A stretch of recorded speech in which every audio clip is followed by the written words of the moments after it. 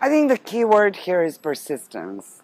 I think one has to not give in to various attempts. Of course, that governments would feel much happier and would be much more satisfied if journalists were not asking for these documents, not asking questions. And that's precisely why I think we all need to build up pressure and, if you will, bombard them with various requests for public information so that we can also educate, if you will, public institutions in that manner that they have to provide answers.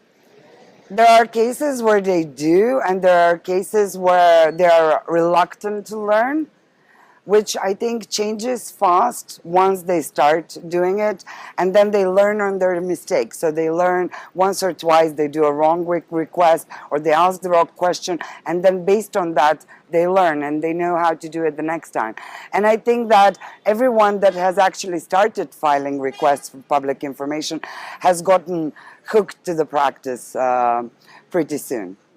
We did one story recently, which was just trying to confirm something, an urban myth, if you will, one of those things that everybody talks about, but it's never kind of fully checked. And we started with the idea that state institutions are performing less controls at times of elections.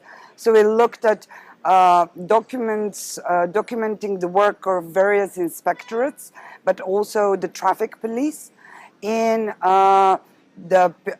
throughout the year, but also ahead of, I think, 6 election cycles. And what it showed was that some of the inspectorates were, in fact, issuing much less fines in the period just before the elections.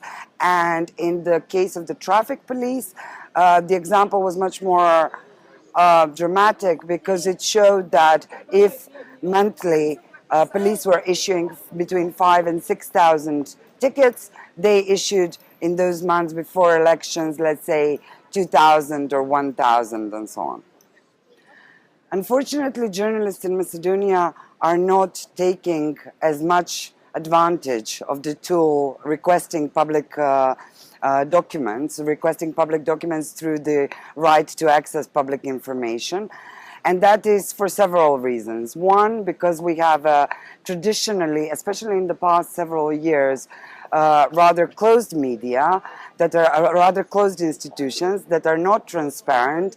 And as a result, the journalists are starting from the premise that they will not get the wanted information, whether they requested it or not. However, that is not the right approach, because the more we ask for information, the more we build the pressure for transparent institutions, and at the end of the day, the result is institutions do get more responsive. That, unfortunately, is still not the case in Macedonia, unlike in some other countries in the region, like Serbia, for instance, where journalists are much more taking advantage of the tool access to information.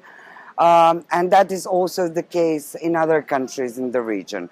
Macedonia is kind of on the bottom of the list at the moment. Hopefully we will see that change. The best practices so far are in Serbia, where institutions are, I would say, most responsive, where you have a commissioner who is really seen as an ally to the journalists, helping journalists exercise their rights, even at in situations when the institutions are declining to provide certain information. In Serbia, public authority needs to answer to a request for 15 days. While in Macedonia, that period is 30 days, and they might ask for additional 10. But I think that the Serbian institutions are much more much faster in that. I think they have more experience, and I think they're answering to more requests, and I think probably they have personnel at institutions that is well prepared on these issues. Unlike in Macedonia, where, for instance, you also have delays or breaking of the deadlines of the Complaints Commission as well.